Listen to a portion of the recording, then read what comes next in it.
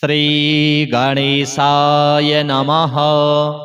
अथ श्री ब्रह्मांड विजय श्री शिव कवच। नारद उवाच शिवस्य कवचं ब्रूहि मत्स्यराजेन यद्धृतं। नारायण महाभाग श्रोतुं कौतूहलं मम। श्रीनारायण उवाच कवचं शृणु विप्रेन्द्र शङ्करस्य महात्मनः। ब्रह्माण्डविजयं नाम सर्वावयवरक्षणं। पुरा दुर्वाससा दत्तं मत्स्यस्य राजाय धीमते। दत्त्वा षडक्षरं मन्त्रं सर्वपापप्रणाशनं। स्थिते च कवचे देहे नास्ति मृत्युश्च जीविनाम्। अस्त्रे शस्त्रे जले वहनौ सिद्धिश्चेन्नास्ति संशयः। यद्धृत्वा पठनात् बाणः शिवत्वं प्राप लीलया। बभूव शिवतुल्यश्च यद्धृत्वा नन्दिकेश्वरः। वीरश्रेष्ठो वीरभद्रो शाम्बो भूद्धारणाद्यतः। त्रैलोक्यविजयी राजा हिरण्यकशिपुः स्वयं। हिरण्याक्षश्च विजयी चाभवद्धारणाधीशः। यद्धृत्वा पठनात् सिद्धो दुर्वासा विश्वपूजितः। जैगीषव्यो महायोगी पठनाद्धारणाद्यतः। यद्धृत्वा वामदेवश्च देवलः पवनः स्वयं। अगस्त्यश्च पुलस्त्यश्च अभवत् विश्वपूजितः। ॐ नमः शिवायेति च मस्तकं मे सदावतु। ॐ नमः शिवायेति च स्वाहा भालं सदावतु। ॐ ह्रीं श्रीं क्लीं शिवायेति स्वाहा नेत्रे सदावतु। ॐ ह्रीं क्लीं हूं शिवायेति नमो मे पातु नासिकाम्। ॐ नमः शिवाय शान्ताय स्वाहा कण्ठं सदावतु। ॐ ह्रीं श्रीं हूं संसारकर्त्रे स्वाहा कर्णौ सदावतु। ॐ ह्रीं श्रीं पञ्चवक्त्राय स्वाहा दन्तं सदावतु। ॐ ह्रीं महेशाय स्वाहा चाधरं पातु मे सदा। ॐ ह्रीं श्रीं क्लीं त्रिनेत्राय स्वाहा केशान् सदावतु। ॐ ह्रीं ऐं महादेवाय स्वाहा वक्षः सदावतु। ॐ ह्रीं श्रीं क्लीं मे रुद्राय स्वाहा नाभिं सदावतु। ॐ ह्रीं ऐं श्रीं श्रीं ईश्वराय स्वाहा पृष्ठं सदावतु। ॐ ह्रीं क्लीं मृत्युञ्जयाय स्वाहा भ्रुवौ सदावतु। ॐ ह्रीं श्रीं क्लीं ईशानाय स्वाहा पार्श्वं सदावतु। ॐ ह्रीं ईश्वराय स्वाहा चोदरं पातु मे सदा। ॐ श्रीं ह्रीं मृत्युञ्जयाय स्वाहा बाहू सदावतु। ॐ ह्रीं श्रीं क्लीं ईश्वराय स्वाहा पातु करौ मम। ॐ महेश्वराय रुद्राय नितम्बं पातु मे सदा। ॐ ह्रीं श्रीं भूतनाथाय स्वाहा पादौ सदावतु। ॐ सर्वेश्वराय सर्वाय स्वाहा पादौ सदावतु। प्राच्यां मां पातु भूतेशः आग्नेयां पातु शङ्करः। दक्षिणे पातु मां रुद्रो नैरृत्यां स्थाणुरेव च। पश्चिमे खण्डपरशुर्वायव्यां चन्द्रशेखरः। उत्तरे गिरिशः पातु चैशान्याम् ईश्वरः स्वयम्। ऊर्ध्वे मृडः सदा पातु चाधो मृत्युञ्जयः स्वयं। जले स्थले चान्तरिक्षे स्वप्ने जागरणे सदा। पिनाकी पातु मां प्रीत्या भक्तं वै भक्तवत्सलः। इति ते कथितं वत्स कवचं परमाद्भुतं। 10 लक्षजपेनैव सिद्धिर्भवति निश्चितं। यदि स्यात् सिद्धकवचो रुद्रतुल्यो भवेद्ध्रुवम् तव स्नेहान्मयाख्यातं प्रवक्तव्यं न कस्यचित् कवचं काण्वशाखोक्तम् अतिगोप्यं सुदुर्लभम् अश्वमेधसहस्राणि राजसूयशतानि च सर्वाणि कवचस्यास्य फलं नार्हन्ति षोडशीं कवचस्य प्रसादेन जीवन्मुक्तो भवेन्नरः सर्वज्ञः सर्वसिद्धेषु मनोयायी भवेद्ध्रुवम् इदं कवचम् अज्ञात्वा भवेत् यः शङ्करप्रभुं शतलक्षं प्रजप्तोऽपि न मन्त्रः सिद्धिदायकः। अथ श्री दारिद्र्यदहन शिव स्तोत्रम्। विश्वेश्वराय नरकार्णवतारणाय कर्णामृताय शशिशेखरधारणाय कर्पूरकान्तिधवलाय जटाधराय दारिद्र्यदुःखदहनाय नमः शिवाय गौरीप्रियाय रजनीशकलाधराय कालान्तकाय भुजगाधिपकङ्कणाय गङ्गाधराय गजराजविमर्दनाय दारिद्र्यदुःखदहनाय नमः शिवाय भक्तिप्रियाय भवरोगभयापहाय उग्राय दुःखभवसागरतारणाय ज्योतिर्मयाय गुणनाम सुनृत्यकाय दारिद्र्यदुःखदहनाय नमः शिवाय चरमाम्बराय शवभस्मविलेपनाय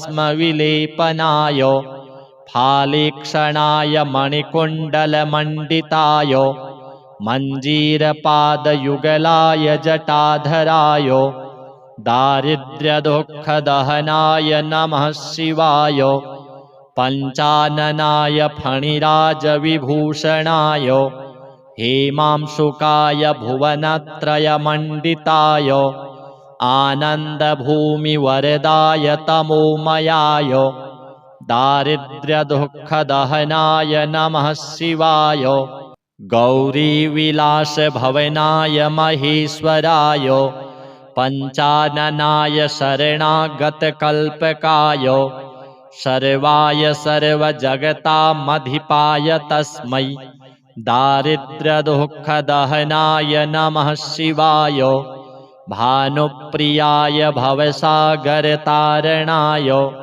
कालान्तकाय कमलासनपूजिताय नेत्रत्रयाय शुभलक्षणलक्षिताय दारिद्र्यदुःखदहनाय नमः शिवाय रामप्रियाय रघुनाथवरप्रदाय नागप्रियाय नरकार्णवतारणाय पुण्येषु पुण्यभरिताय सुरार्चिताय दारिद्र्यदुःखदहनाय नमः शिवाय मुक्तेश्वराय फलदाय गणेश्वराय गीतप्रियाय वृषभेश्वरवाहनाय मातङ्गचर्मवसनाय महेश्वराय दारिद्र्यदुःखदहनाय नमः शिवाय वसिष्ठेन कृतं स्तोत्रं सर्वदारिद्र्यनाशनं सर्वसम्पत्करं शीघ्रं पुत्रपौत्रादिवर्धनम्। अथ श्री ब्रह्माण्डविजय श्री शिव कवचम्। नारद उवाच शिवस्य कवचं ब्रूहि मत्स्यराजेन यद्धृतं नारायण महाभाग श्रोतुं कौतूहलं मम। श्रीनारायण उवाच कवचं शृणु विप्रेन्द्र शङ्करस्य महात्मनः ब्रह्माण्डविजयं नाम सर्वावयवरक्षणं पुरा दुर्वाससा दत्तं मत्स्यस्य राजाय धीमते दत्त्वा षडक्षरं मन्त्रं सर्वपापप्रणाशनं स्थिते च कवचे देहे नास्ति मृत्युश्च जीविनां अस्त्रे शस्त्रे जले वहनौ सिद्धिश्चेन्नास्ति संशयः यद्धृत्वा पठनात् बाणः शिवत्वं प्राप लीलया बभूव शिवतुल्यश्च यद्धृत्वा नन्दिकेश्वरः वीरश्रेष्ठो वीरभद्रो शाम्बो भूद्धारणाद्यतः त्रैलोक्यविजयी राजा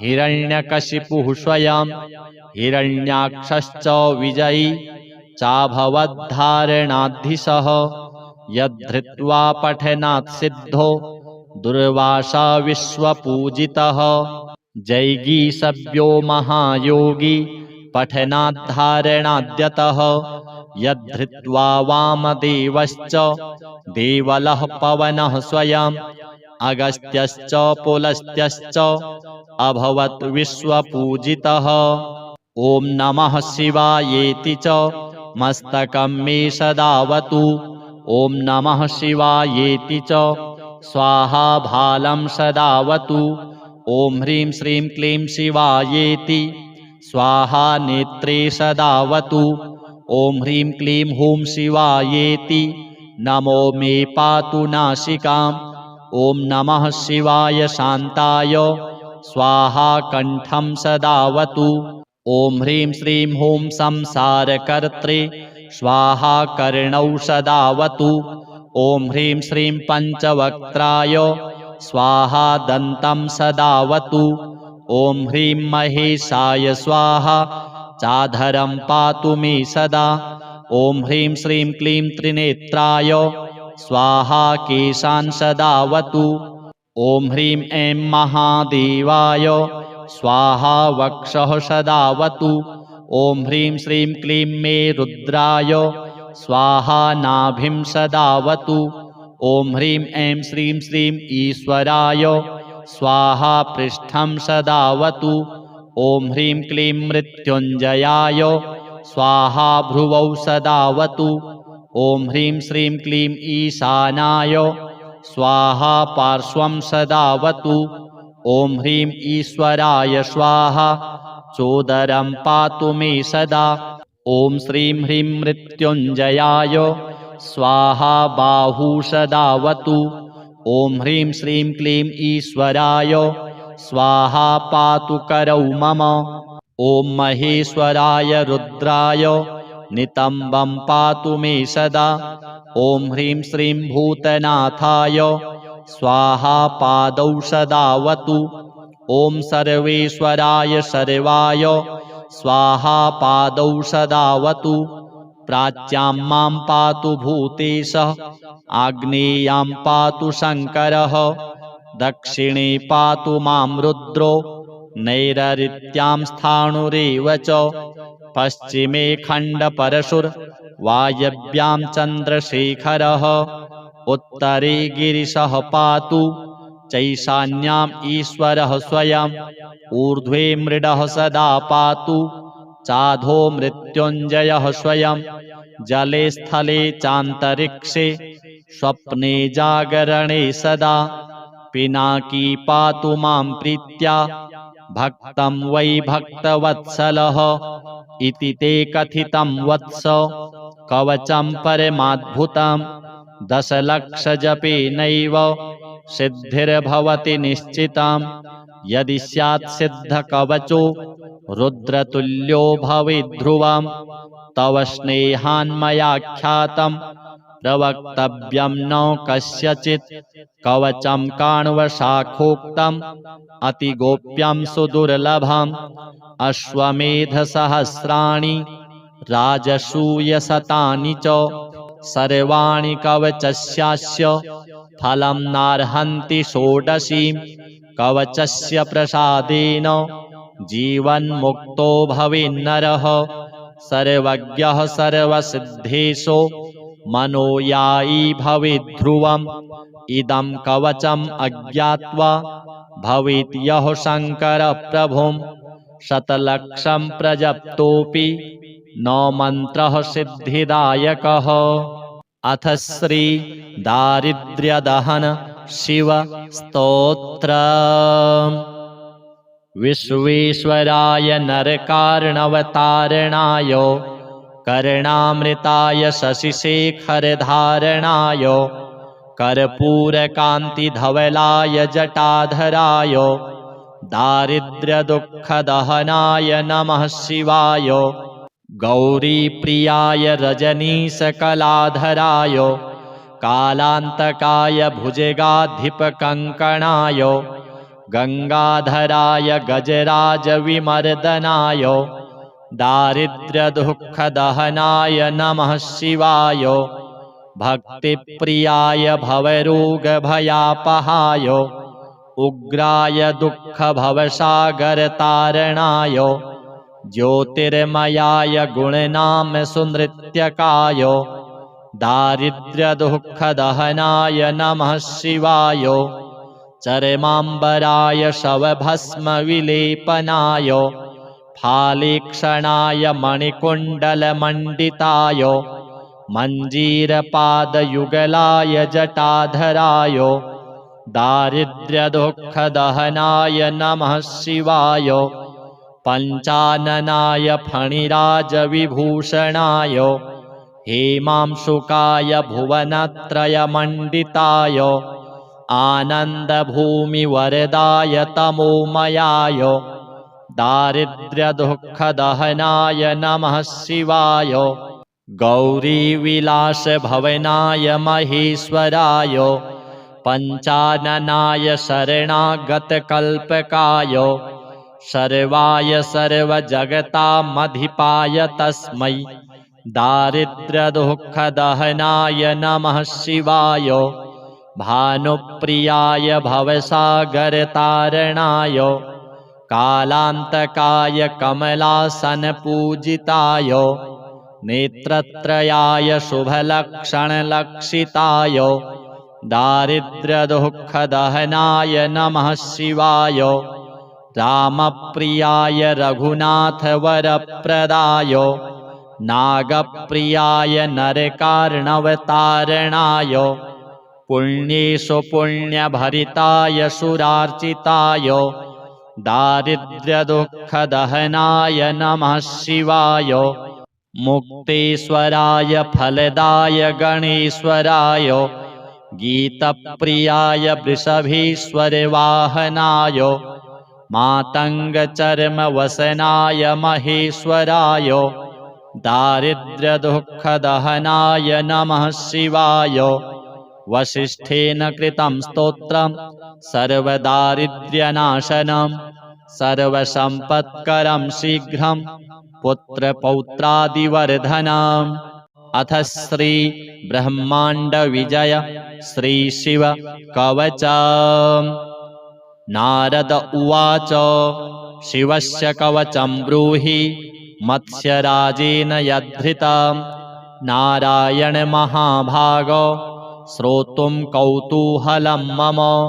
श्रीनारायण उवाच कवचं शृणु विप्रेन्द्र शङ्करस्य महात्मनः ब्रह्माण्डविजयं नाम सर्वावयवरक्षणं पुरा दुर्वाससा दत्तं मत्स्यस्य राजाय धीमते दत्त्वा षडक्षरं मन्त्रं सर्वपापप्रणाशनं स्थिते च कवचे देहे नास्ति मृत्युश्च जीविनाम् अस्त्रे शस्त्रे जले वहनौ सिद्धिश्चेन्नास्ति संशयः यद्धृत्वा पठनात् बाणः शिवत्वं प्राप लीलया बभूव शिवतुल्यश्च यद्धृत्वा नन्दिकेश्वरः वीरश्रेष्ठो वीरभद्रो शाम्बो भूद्धारणाद्यतः त्रैलोक्यविजयी राजा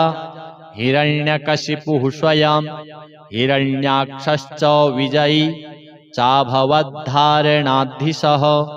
यद्धृत्वा पठनात् सिद्धो दुर्वासा विश्वपूजितः जैगीषव्यो महायोगी पठनाद्धारणाद्यतः यद्धृत्वा वामदेवश्च देवलः पवनः स्वयं अगस्त्यश्च पुलस्त्यश्च अभवत् विश्वपूजितः ॐ नमः शिवायेति च मस्तकं मे सदावतु। ॐ नमः शिवायेति च स्वाहा भालं सदावतु। ॐ ह्रीं श्रीं क्लीं शिवायेति स्वाहा नेत्रे सदावतु। ॐ ह्रीं क्लीं हूं शिवायेति नमो मे पातु नासिकाम्। ॐ नमः शिवाय शान्ताय स्वाहा कण्ठं सदावतु। ॐ ह्रीं श्रीं हूं संसारकर्त्रे स्वाहा कर्णौ सदावतु। ॐ ह्रीं श्रीं पञ्चवक्त्राय स्वाहा दन्तं सदावतु। ॐ ह्रीं महेशाय स्वाहा चाधरं पातु मे सदा। ॐ ह्रीं श्रीं क्लीं त्रिनेत्राय स्वाहा केशान् सदावतु। ॐ ह्रीं ऐं महादेवाय स्वाहा वक्षः सदावतु। ॐ ह्रीं श्रीं क्लीं मे रुद्राय स्वाहा नाभिं सदावतु। ॐ ह्रीं ऐं श्रीं श्रीं ईश्वराय स्वाहा पृष्ठं सदावतु। ॐ ह्रीं क्लीं मृत्युञ्जयाय स्वाहा भ्रुवौ सदावतु। ॐ ह्रीं श्रीं क्लीं ईशानाय स्वाहा पार्श्वं सदावतु। ॐ ह्रीं ईश्वराय स्वाहा चोदरं पातु मे सदा। ॐ श्रीं ह्रीं मृत्युञ्जयाय स्वाहा बाहू सदावतु। ॐ ह्रीं श्रीं क्लीं ईश्वराय स्वाहा पातु करौ मम। ॐ महेश्वराय रुद्राय नितम्बं पातु मे सदा। ॐ ह्रीं श्रीं भूतनाथाय स्वाहा पादौ सदावतु। ॐ सर्वेश्वराय सर्वाय स्वाहा पादौ सदावतु। प्राच्यां मां पातु भूतेशः आग्नेयां पातु शङ्करः दक्षिणे पातु मां रुद्रो नैरृत्यां स्थाणुरेव च पश्चिमे खण्डपरशुर्वायव्यां चन्द्रशेखरः उत्तरे गिरिशः पातु चैशान्याम् ईश्वरः स्वयं ऊर्ध्वे मृडः सदा पातु चाधो मृत्युञ्जयः स्वयं जले स्थले चान्तरिक्षे स्वप्ने जागरणे सदा पिनाकी पातु मां प्रीत्या भक्तं वै भक्तवत्सलः इति ते कथितं वत्स कवचं परमाद्भुतं दशलक्षजपेनैव सिद्धिर्भवति निश्चितं यदि स्यात् सिद्धकवचो रुद्रतुल्यो भवेद्ध्रुवं तव स्नेहान्मयाख्यातं प्रवक्तव्यं न कस्यचित् कवचं काण्वशाखोक्तम् अतिगोप्यं सुदुर्लभम् अश्वमेधसहस्राणि राजसूयशतानि च सर्वाणि कवचस्यास्य फलं नार्हन्ति षोडशीं कवचस्य प्रसादेन जीवन्मुक्तो भवेन्नरः सर्वज्ञः सर्वसिद्धेशो मनोयायी भवेद्ध्रुवम् इदं कवचम् अज्ञात्वा भवेत् यः शङ्करप्रभुं शतलक्षं प्रजप्तोऽपि न मन्त्रः सिद्धिदायकः। अथ श्री दारिद्र्यदहन शिव स्तोत्र। विश्वेश्वराय नरकार्णवतारणाय कर्णामृताय शशिशेखरधारणाय कर्पूरकान्तिधवलाय जटाधराय दारिद्र्यदुःखदहनाय नमः शिवाय गौरीप्रियाय रजनीशकलाधराय कालान्तकाय भुजगाधिपकङ्कणाय गङ्गाधराय गजराजविमर्दनाय दारिद्र्यदुःखदहनाय नमः शिवाय भक्तिप्रियाय भवरोगभयापहाय उग्राय दुःखभवसागरतारणाय ज्योतिर्मयाय गुणनामसुनृत्यकाय दारिद्र्यदुःखदहनाय नमः शिवाय चरमाम्बराय शवभस्मविलेपनाय फालेक्षणाय मणिकुण्डलमण्डिताय मञ्जीरपादयुगलाय जटाधराय दारिद्र्यदुःखदहनाय नमः शिवाय पञ्चाननाय फणिराजविभूषणाय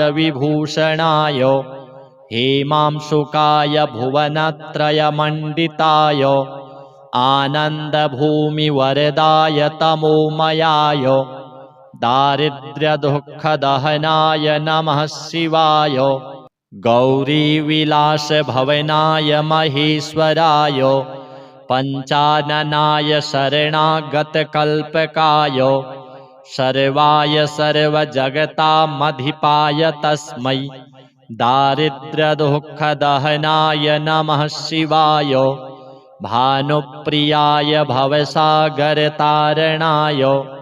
कालान्तकाय कमलासनपूजिताय नेत्रत्रयाय शुभलक्षणलक्षिताय दारिद्र्यदुःखदहनाय नमः शिवाय रामप्रियाय रघुनाथवरप्रदाय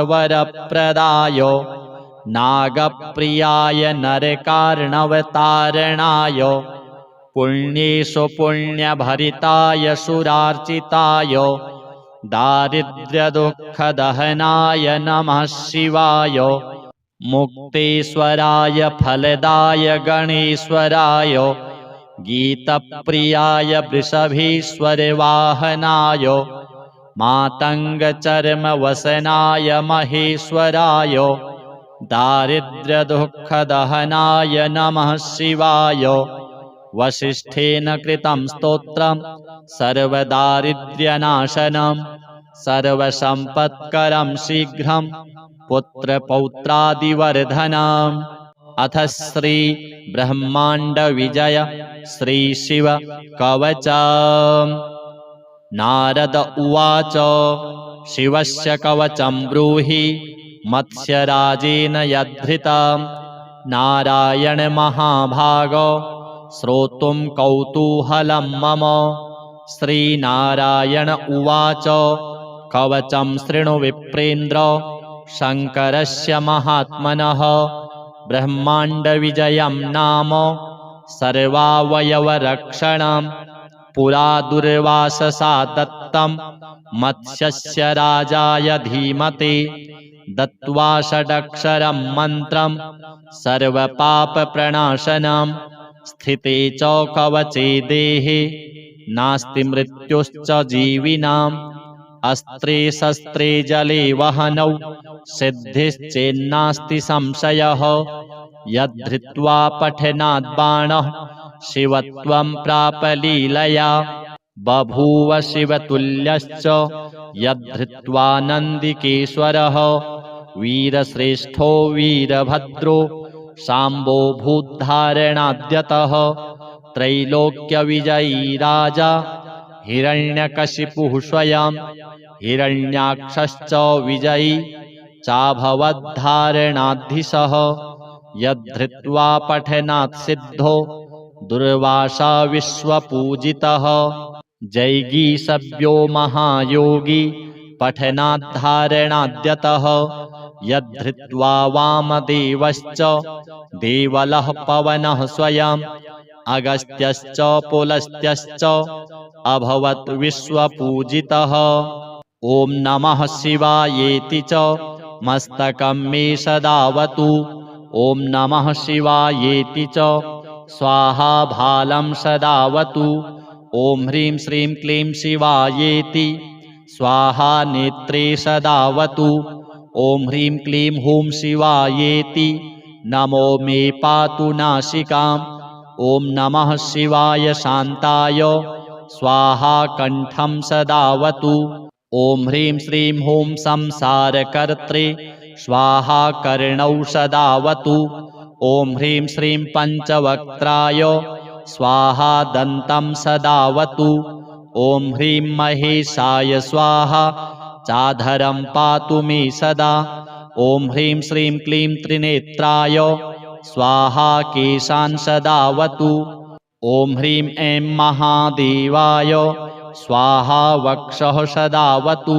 ॐ ह्रीं श्रीं क्लीं मे रुद्राय स्वाहा नाभिं सदावतु।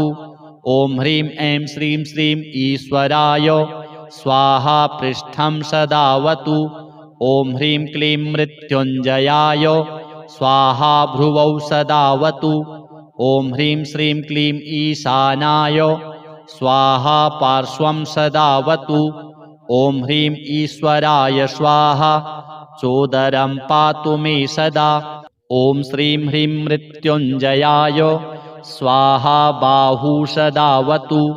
ॐ ह्रीं श्रीं क्लीं ईश्वराय स्वाहा पातु करौ मम। ॐ महेश्वराय रुद्राय नितम्बं पातु मे सदा। ॐ ह्रीं श्रीं भूतनाथाय स्वाहा पादौ सदावतु। ॐ सर्वेश्वराय सर्वाय स्वाहा पादौ सदावतु।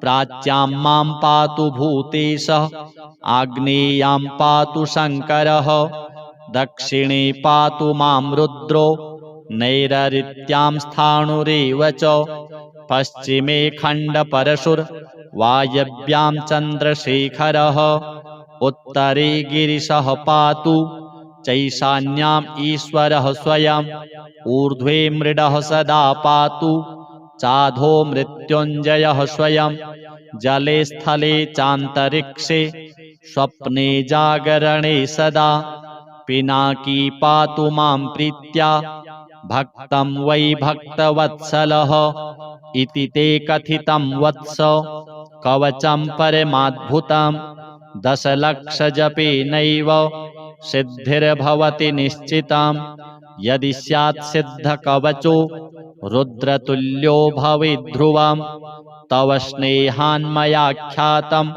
प्रवक्तव्यं न कस्यचित् कवचं काण्वशाखोक्तम् अतिगोप्यं सुदुर्लभम् अश्वमेधसहस्राणि राजसूयशतानि च सर्वाणि कवचस्यास्य फलं नार्हन्ति षोडशीं कवचस्य प्रसादेन जीवन्मुक्तो भवेन्नरः सर्वज्ञः सर्वसिद्धेशो मनोयायी भवेद्ध्रुवम् इदं कवचम् अज्ञात्वा भवेत् यः शङ्करप्रभुं शतलक्षं प्रजप्तोऽपि न मन्त्रः सिद्धिदायकः।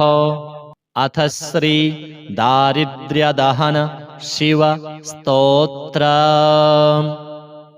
विश्वेश्वराय नरकार्णवतारणाय कर्णामृताय शशिशेखरधारणाय कर्पूरकान्तिधवलाय जटाधराय दारिद्र्यदुःखदहनाय नमः शिवाय गौरीप्रियाय रजनीशकलाधराय कालान्तकाय भुजगाधिपकङ्कणाय गङ्गाधराय गजराजविमर्दनाय दारिद्र्यदुःखदहनाय नमः शिवाय भक्तिप्रियाय भवरोगभयापहाय उग्राय दुःखभवसागरतारणाय ज्योतिर्मयाय गुणनामसुनृत्यकाय दारिद्र्यदुःखदहनाय नमः शिवाय चरमाम्बराय शवभस्मविलेपनाय फालेक्षणाय मणिकुण्डलमण्डिताय मञ्जीरपादयुगलाय जटाधराय दारिद्र्यदुःखदहनाय नमः शिवाय पञ्चाननाय फणिराजविभूषणाय हेमांशुकाय भुवनत्रयमण्डिताय आनन्दभूमिवरदाय तमोमयाय दारिद्र्यदुःखदहनाय नमः शिवाय गौरीविलासभवनाय महेश्वराय पञ्चाननाय शरणागतकल्पकाय सर्वाय सर्वजगतामधिपाय तस्मै दारिद्र्यदुःखदहनाय नमः शिवाय भानुप्रियाय भवसागरतारणाय कालान्तकाय कमलासनपूजिताय नेत्रत्रयाय शुभलक्षणलक्षिताय दारिद्र्यदुःखदहनाय नमः शिवाय रामप्रियाय रघुनाथवरप्रदाय नागप्रियाय नरकार्णवतारणाय पुण्येषु पुण्यभरिताय सुरार्चिताय दारिद्र्यदुःखदहनाय नमः शिवाय मुक्तेश्वराय फलदाय गणेश्वराय गीतप्रियाय वृषभीश्वरवाहनाय मातङ्गचर्मवसनाय महेश्वराय दारिद्र्यदुःखदहनाय नमः शिवाय वसिष्ठेन कृतं स्तोत्रं सर्वदारिद्र्यनाशनं सर्वसम्पत्करं शीघ्रं पुत्रपौत्रादिवर्धनम्। अथ श्री ब्रह्माण्डविजय श्रीशिव कवच। नारद उवाच शिवस्य कवचं ब्रूहि मत्स्यराजेन यद्धृतं नारायण महाभागो श्रोतुं कौतूहलं मम।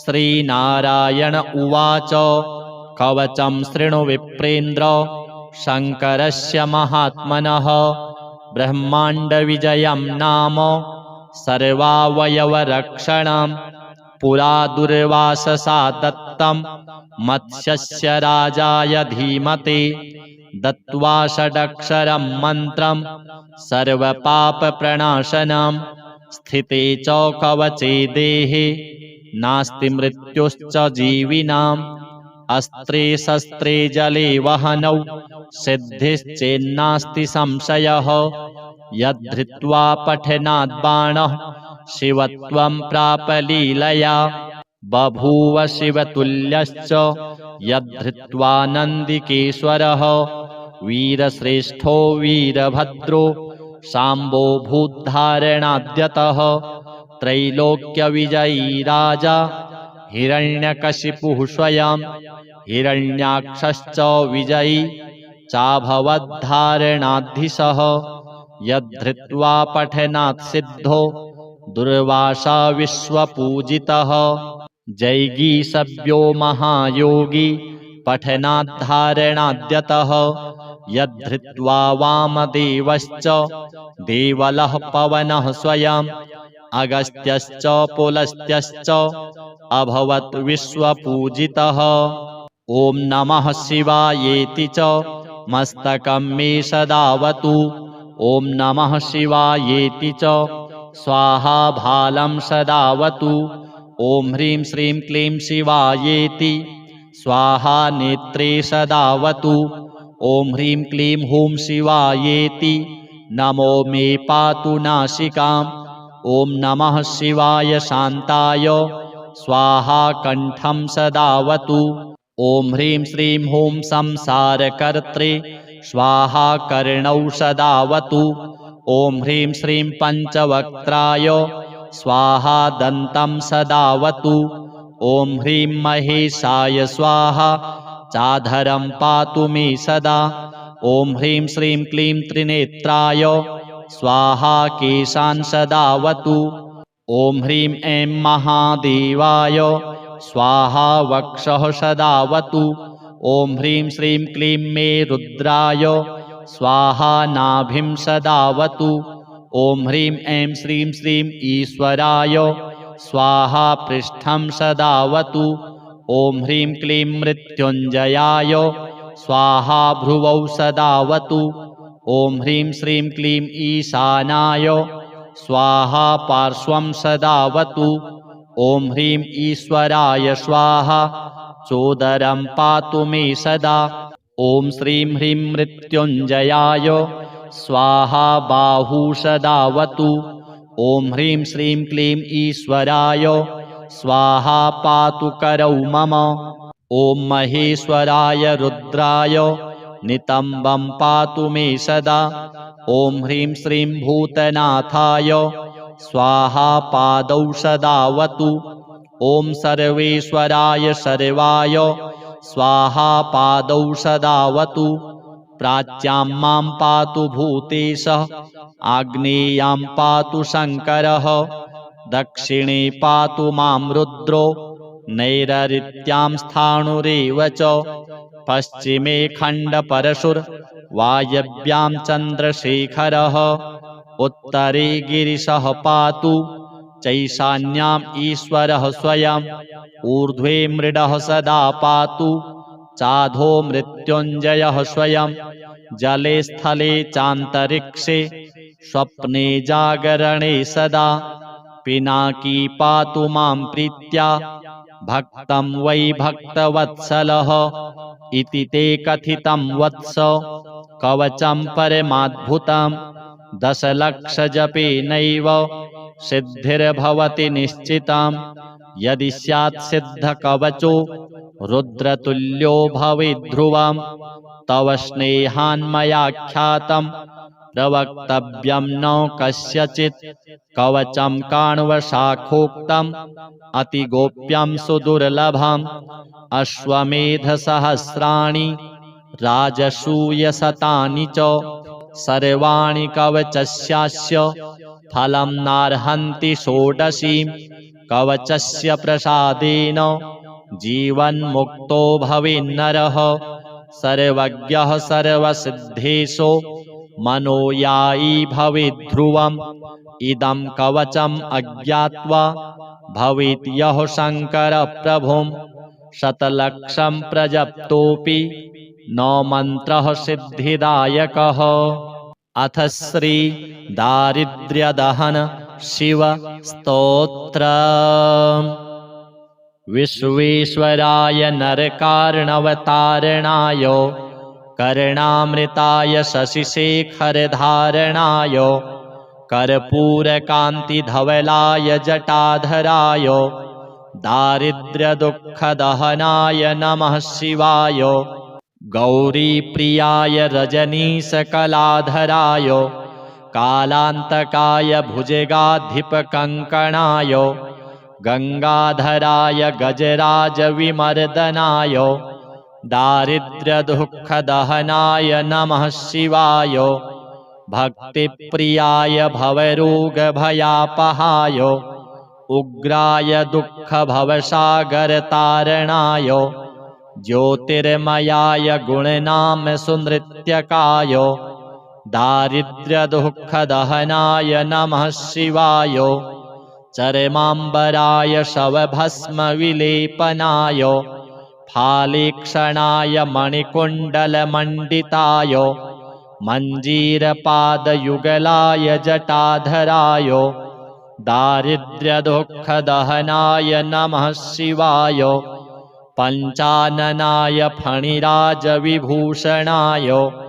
हेमांशुकाय भुवनत्रयमण्डिताय आनन्दभूमिवरदाय तमोमयाय दारिद्र्यदुःखदहनाय नमः शिवाय गौरीविलासभवनाय महेश्वराय पञ्चाननाय शरणागतकल्पकाय सर्वाय सर्वजगतामधिपाय तस्मै दारिद्र्यदुःखदहनाय नमः शिवाय भानुप्रियाय भवसागरतारणाय कालान्तकाय कमलासनपूजिताय नेत्रत्रयाय शुभलक्षणलक्षिताय दारिद्र्यदुःखदहनाय नमः शिवाय रामप्रियाय रघुनाथवरप्रदाय नागप्रियाय नरकार्णवतारणाय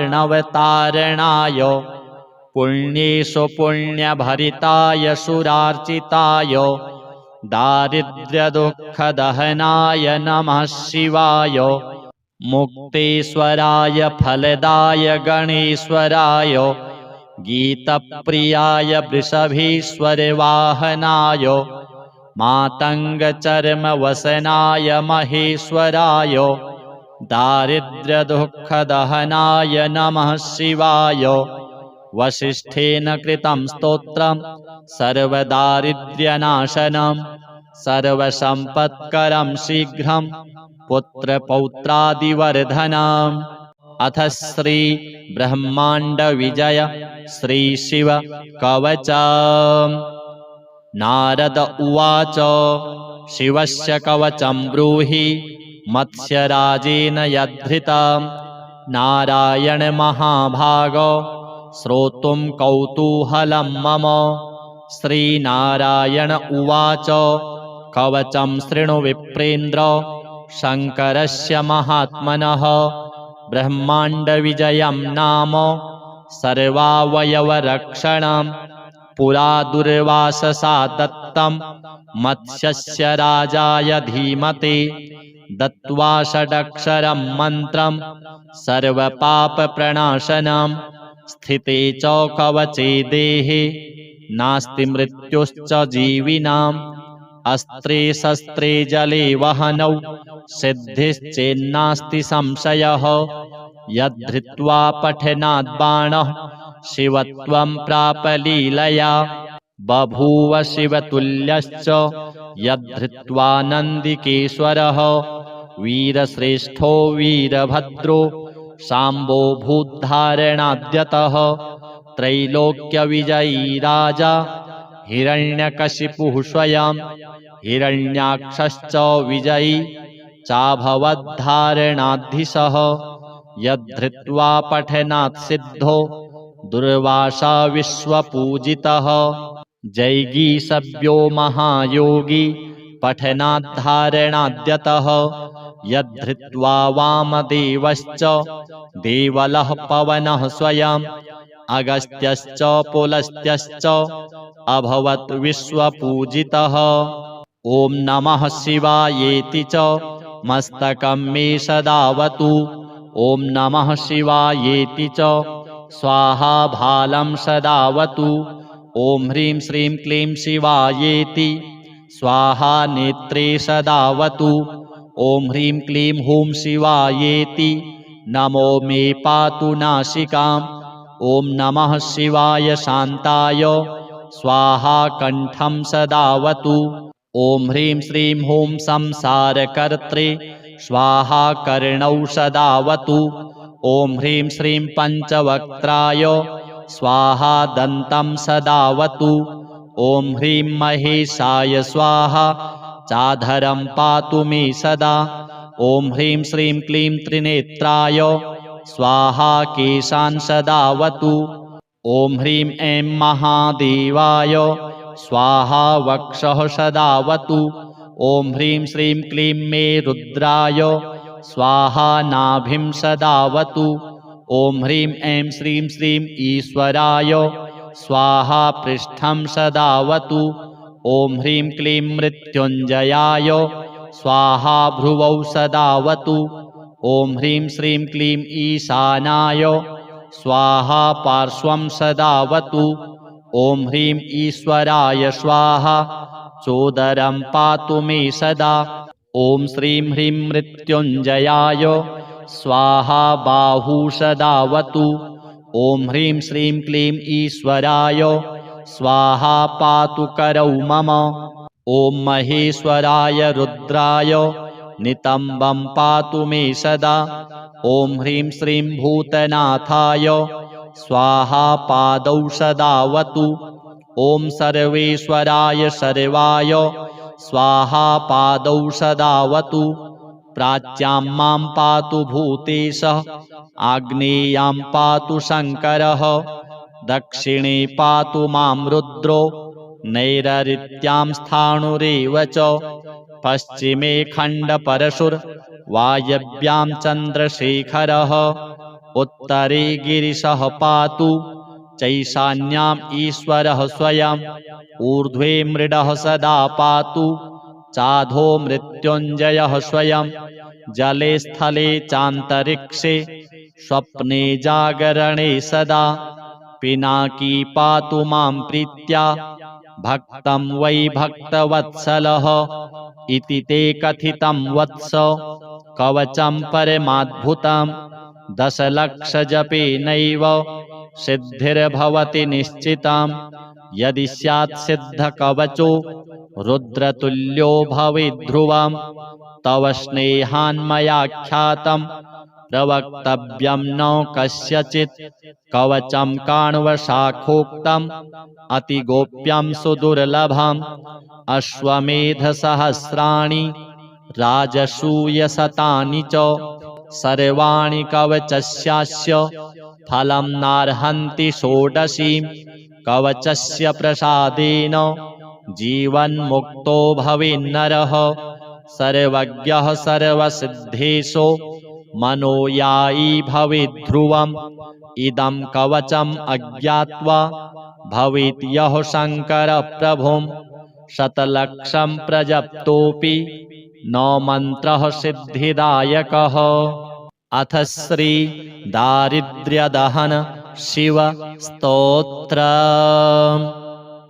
विश्वेश्वराय नरकार्णवतारणाय कर्णामृताय शशिशेखरधारणाय कर्पूरकान्तिधवलाय जटाधराय दारिद्र्यदुःखदहनाय नमः शिवाय गौरीप्रियाय रजनीशकलाधराय कालान्तकाय भुजगाधिपकङ्कणाय गंगाधराय गजराजविमर्दनाय दारिद्र्यदुःखदहनाय नमः शिवाय भक्तिप्रियाय भवरोगभयापहाय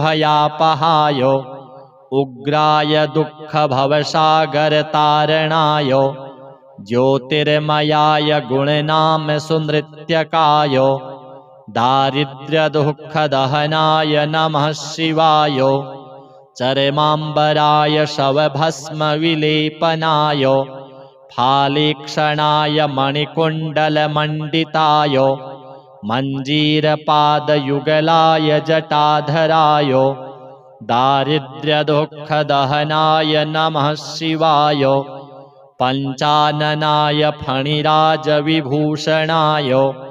हेमांशुकाय भुवनत्रयमण्डिताय आनन्दभूमिवरदाय तमोमयाय दारिद्र्यदुःखदहनाय नमः शिवाय गौरीविलासभवनाय महेश्वराय पञ्चाननाय शरणागतकल्पकाय सर्वाय सर्वजगतामधिपाय तस्मै दारिद्र्यदुःखदहनाय नमः शिवाय भानुप्रियाय भवसागरतारणाय कालान्तकाय कमलासनपूजिताय नेत्रत्रयाय शुभलक्षणलक्षिताय दारिद्र्यदुःखदहनाय नमः शिवाय रामप्रियाय रघुनाथवरप्रदाय नागप्रियाय नरकार्णवतारणाय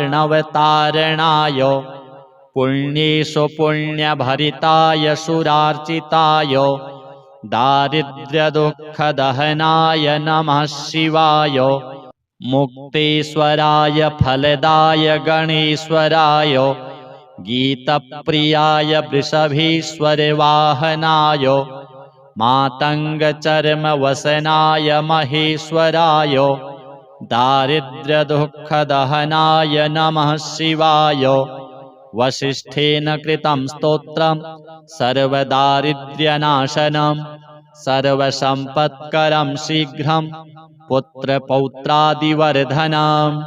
अथ श्री ब्रह्माण्डविजय श्री शिव कवचम्। नारद उवाच शिवस्य कवचं ब्रूहि मत्स्यराजेन यद्धृतं नारायण महाभाग श्रोतुं कौतूहलं मम।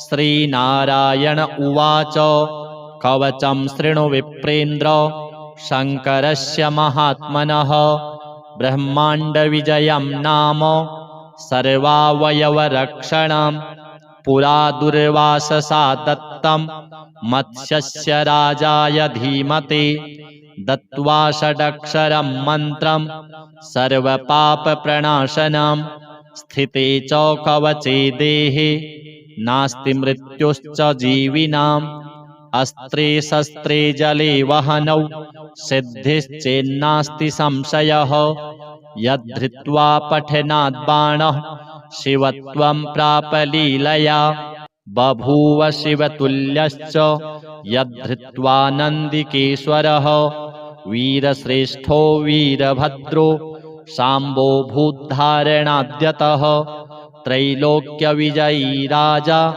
हिरण्यकशिपुः स्वयं हिरण्याक्षश्च विजयी चाभवद्धारणाधीशः यद्धृत्वा पठनात् सिद्धो दुर्वासा विश्वपूजितः जैगीषव्यो महायोगी पठनाद्धारणाद्यतः यद्धृत्वा वामदेवश्च देवलः पवनः स्वयं अगस्त्यश्च पुलस्त्यश्च अभवत् विश्वपूजितः।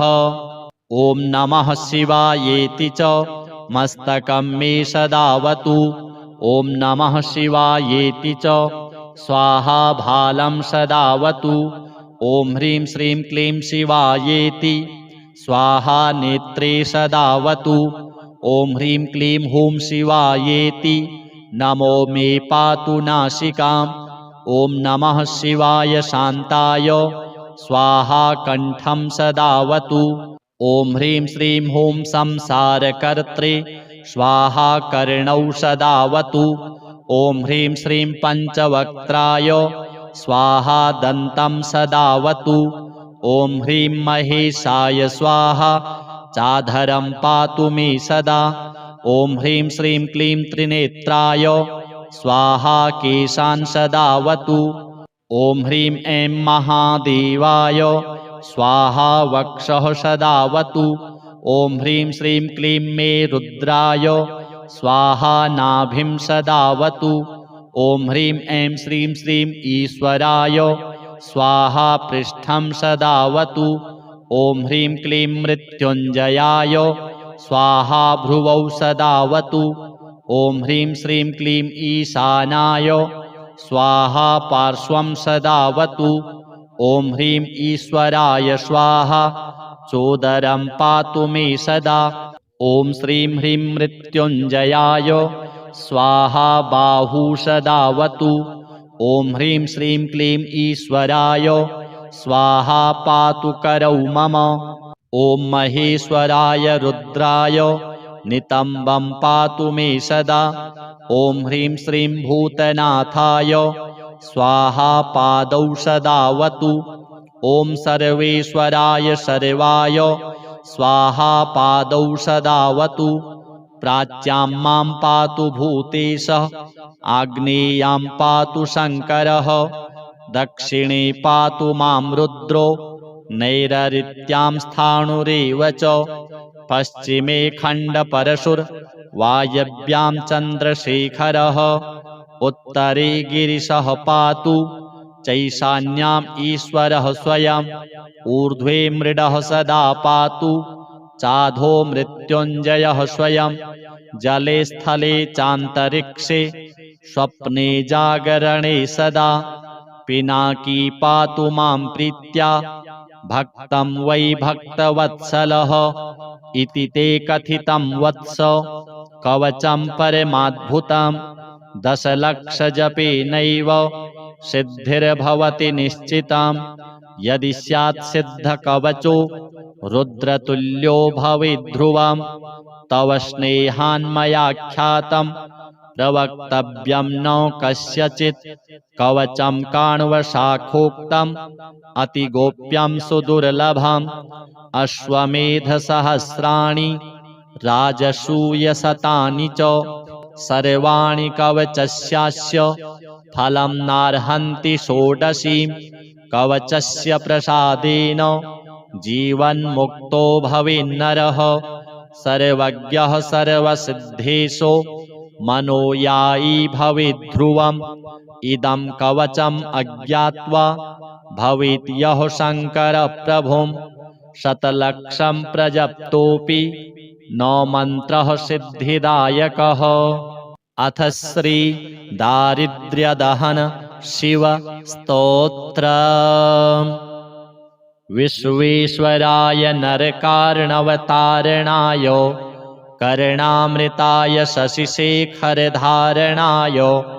कर्पूरकान्तिधवलाय जटाधराय दारिद्र्यदुःखदहनाय नमः शिवाय गौरीप्रियाय रजनीशकलाधराय कालान्तकाय भुजगाधिपकङ्कणाय गंगाधराय गजराजविमर्दनाय दारिद्र्यदुःखदहनाय नमः शिवाय भक्तिप्रियाय भवरोगभयापहाय उग्राय दुःखभवसागरतारणाय ज्योतिर्मयाय गुणनामसुनृत्यकाय दारिद्र्यदुःखदहनाय नमः शिवाय चरमाम्बराय शवभस्मविलेपनाय फालेक्षणाय मणिकुण्डलमण्डिताय मञ्जीरपादयुगलाय जटाधराय दारिद्र्यदुःखदहनाय नमः शिवाय पञ्चाननाय फणिराजविभूषणाय हेमांशुकाय भुवनत्रयमण्डिताय आनन्दभूमिवरदाय तमोमयाय दारिद्र्यदुःखदहनाय नमः शिवाय गौरीविलासभवनाय महेश्वराय पञ्चाननाय शरणागतकल्पकाय सर्वाय सर्वजगतामधिपाय तस्मै दारिद्र्यदुःखदहनाय नमः शिवाय भानुप्रियाय भवसागरतारणाय कालान्तकाय कमलासनपूजिताय नेत्रत्रयाय शुभलक्षणलक्षिताय दारिद्र्यदुःखदहनाय नमः शिवाय रामप्रियाय रघुनाथवरप्रदाय नागप्रियाय नरकार्णवतारणाय पुण्येषु पुण्यभरिताय सुरार्चिताय दारिद्र्यदुःखदहनाय नमः शिवाय मुक्तेश्वराय फलदाय गणेश्वराय गीतप्रियाय वृषभेश्वरवाहनाय मातङ्गचर्मवसनाय महेश्वराय दारिद्र्यदुःखदहनाय नमः शिवाय वसिष्ठेन कृतं स्तोत्रं सर्वदारिद्र्यनाशनं सर्वसम्पत्करं शीघ्रं पुत्रपौत्रादिवर्धनम्। अथ श्री ब्रह्माण्डविजय श्रीशिव कवचम्। नारद उवाच शिवस्य कवचं ब्रूहि मत्स्यराजेन यद्धृतं नारायण महाभागो श्रोतुं कौतूहलं मम। श्रीनारायण उवाच कवचं शृणु विप्रेन्द्र शङ्करस्य महात्मनः ब्रह्माण्डविजयं नाम सर्वावयवरक्षणं पुरा दुर्वाससा दत्तं मत्स्यस्य राजाय धीमते दत्त्वा षडक्षरं मन्त्रं सर्वपापप्रणाशनं स्थिते च कवचे देहे नास्ति मृत्युश्च जीविनाम् अस्त्रे शस्त्रे जले वहनौ सिद्धिश्चेन्नास्ति संशयः यद्धृत्वा पठनात् बाणः शिवत्वं प्राप लीलया बभूव शिवतुल्यश्च यद्धृत्वा नन्दिकेश्वरः वीरश्रेष्ठो वीरभद्रो शाम्बो भूद्धारणाद्यतः त्रैलोक्यविजयी राजा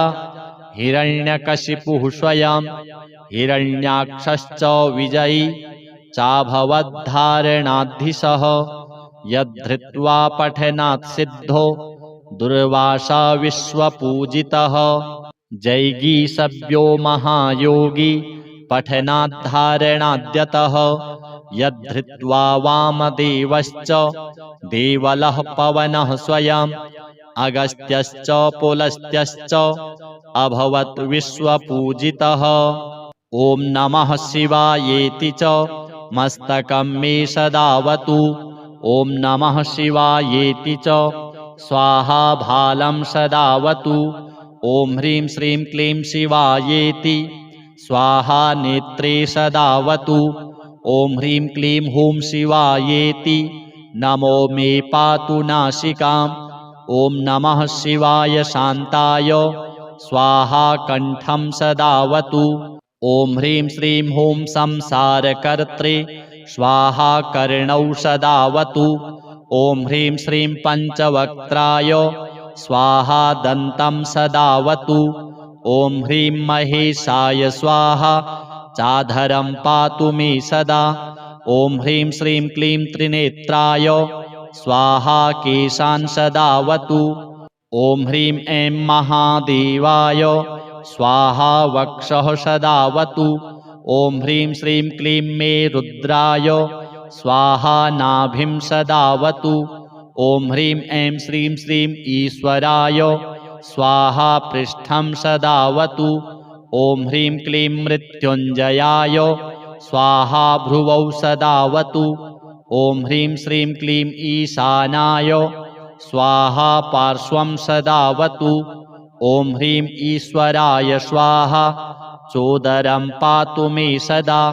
ॐ श्रीं ह्रीं मृत्युञ्जयाय स्वाहा बाहू सदावतु।